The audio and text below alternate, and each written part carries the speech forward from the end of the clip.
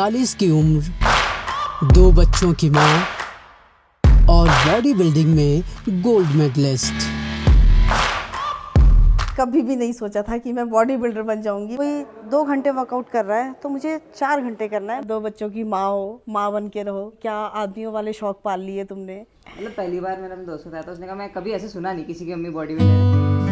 क्या आप विश्वास करेंगे कि ये लड़की जो मोटापे से जूझती दिख रही है वो नेशनल बॉडी बिल्डिंग चैंपियन है। जी हाँ, 2 बच्चों की मां इस महिला ने हाल ही में नेशनल बॉडी बिल्डिंग चैंपियनशिप में गोल्ड अपने नाम किया है।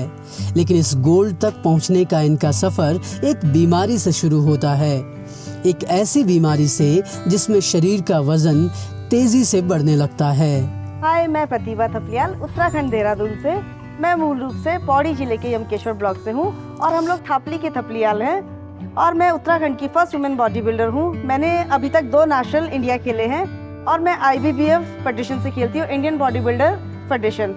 मैंने लास्ट ईयर 2022 में सिक्किम में फर्स्ट टाइम अपना स्टेज परफॉर्म किया था, उसमें मैंने 4th प्लेस ली थी। और 2023 में मैंने junior and senior national women body building में फर्स्ट प्लेस ली है, गोल्ड मेडल। जैसे जैसे सिम्टम्स होने लगे थे, जैसे BP लोअर साइड में जाने लग गया, आपका बहुत ज़्यादा थकान लगने लग गई थी, हमेशा नींद ऐसे हो रहा था। तो मुझे लगा कि नहीं हो सकता है, मेरे को दोनों बच्चों का काम हो गया या अपना बिजनेस थोड़ा मुझ पे काम हावी हो रहा है, तो मैं थक रही हूँ शायद नॉर्मली घर के कामों में। ऐसे करते करते मुझे 2-3 साल अपने आप को अवॉइड करते हुए हो गए। लेकिन 16 या 17 की बात मैं करूँ जब, तो थायराइड मेरा डायग्नोज हुआ, 5 होना चाहिए, 4 पॉइंट कुछ होना चाहिए मैक्सिमम, और मेरा डायग्नोज हुआ 50। यानी वो 3-4 साल से वो धीरे धीरे बढ़ रहा था और मैं उसको अवॉइड कर रही थी। विटामिन D 50 होना चाहिए, मेरा निकला था 3। और डॉक्टर ने मुझे लिटरली यूँ देखा कि तुम जिंदा हो। वेट मेरा 60 से 85 पहुंच गया था। तब उन्होंने कहा कि तुमको अपने शेड्यूल में प्रॉपर एक्सरसाइज डालनी पड़ेगी, नहीं तो तुम एक स्वस्थ जीवन नहीं जी सकती हो, ये थायराइड तुम्हें आगे दिक्कत ही करेगा। तब मुझे भी डर लगा कि भाई अभी तो मेरे बच्चे भी छोटे हैं, बच्चे भी बड़े करने हैं, घर भी देखना है। तो यहीं से एक छोटी सी हमने शुरुआत करी थी कि जिम जाते हैं। जिम गए, अपना फिट हो गई थी। लेकिन कम बैक करना मेरे लिए इसलिए भी मुश्किल नहीं रहा क्योंकि मैं कॉलेज टाइम से भी एथलीट थी। मैं वॉलीबॉल खेलती थी और कॉलेज से मैंने 5 नॉर्थ जोन खेले हैं। एज अ कैप्टन उत्तराखंड को रिप्रेजेंट किया है। मैं ऑल इंडिया लेवल पे क्रिकेट खेलती थी। एक चीज़ बहुत अच्छी हो रही थी कि मेरे को जिम करना बहुत अच्छा लग रहा था, तो वही एक रीज़न था कि वापस मुझे ऐसा दिक्कत नहीं।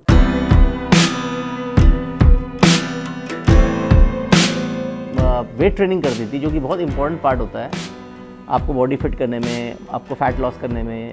कार्डियो के साथ साथ वेट ट्रेनिंग का भी बहुत इंपॉर्टेंट पार्ट होता है। जब उस पार्ट में इसको डाला और जब इसने करा तो 2 चीज़ देखी। एक तो इसकी स्ट्रेंथ बहुत अच्छी थी, इनके जो मसल थे वो प्रॉपर डेफिनेशन के साथ इवॉल्व हो रहे थे, बन रहे थे, तैयार हो रहे थे। तो फिर ये सोचा गया कि भाई इसका जो है बॉडी टाइप ऐसा है कि बॉडी बिल्डर ये बन सकती है। तो जब एक्सरसाइज में डाला तभी ये दिमाग में आया कि ये बॉडी बिल्डिंग गेम खेला जाए। और उत्तराखंड से एज अ महिला body builder, women body builder कोई नहीं थी।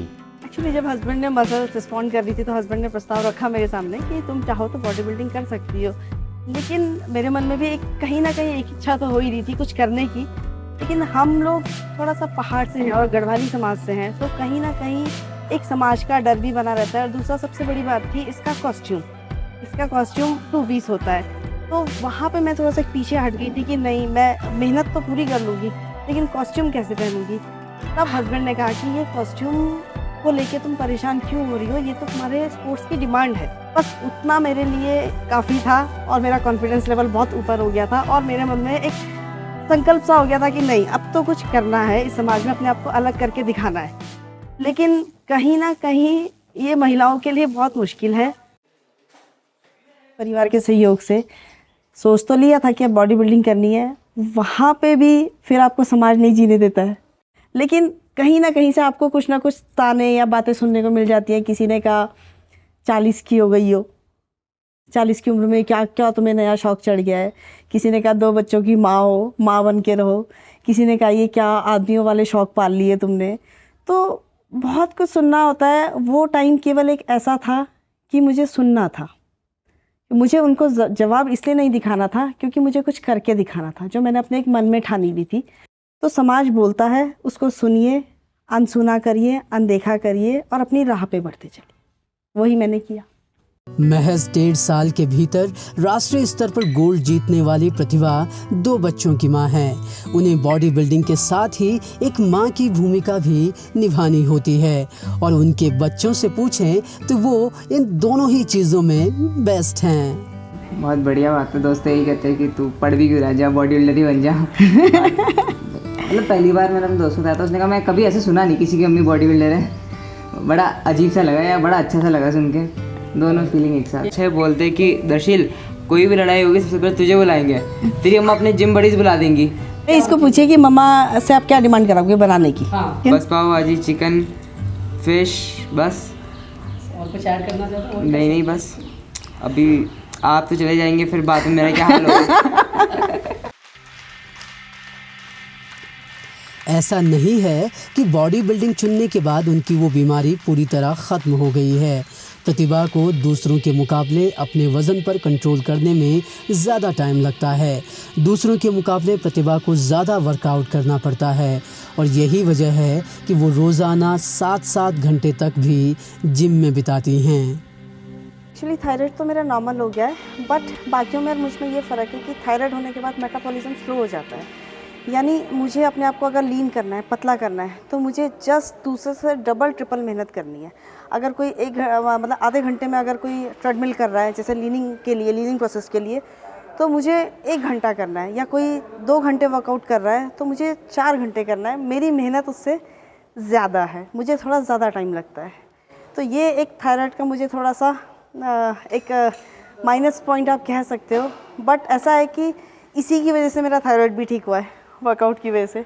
तो ये कहीं ना कहीं मेरे लिए एक अच्छा साइन है कि भाई आप चल रहे हो साथ साथ थायराइड के साथ साथ। प्रतिभा उत्तराखंड की पहली महिला बॉडी बिल्डर हैं। प्रतिभा नेशनल पर ही नहीं रुकना चाहती, वो अब एशिया चैंपियनशिप की तैयारी में जुट गई हैं।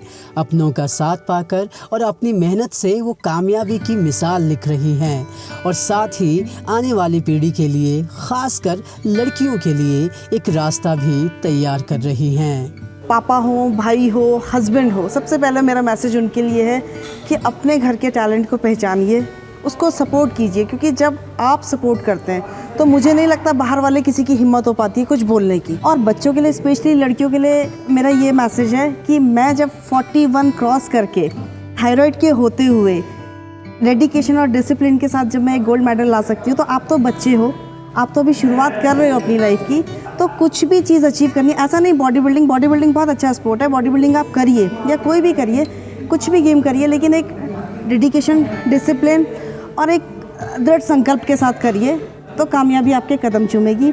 और महिलाओं के लिए ये संदेश है कि अपने लिए प्लीज़ फिटनेस के लिए 1 से 1.5 घंटा निकालें, वो आपका अपने लिए होना चाहिए। क्योंकि मैंने देखा है लेडीज़ जब शादी हो जाती है तो वो पति का ख्याल रखेगी, इन लॉज का ख्याल रखेगी, अपने बच्चों का ख्याल रखेगी, लेकिन अपना नहीं रखेगी। तो सबसे पहले उसका स्वस्थ होना ज़रूरी है। जब वो खुद स्वस्थ रहेगी तो वो अपने परिवार को भी स्वस्थ रखेगी। जब वो डिसिप्लिन में आएगी तो वो अपने बच्चों को डिसिप्लिन सिखाएगी। तो लेडीज़ प्लीज़ अपने लिए ज़रूर 1 से 1.5 घंटा निकालें, वो केवल आपका होना चाहिए, आपकी फ़िटनेस के लिए होना चाहिए। मेरा यही मैसेज है। बाकी सब फिट रहें, स्वस्थ रहें और मस्त रहें। Thank you.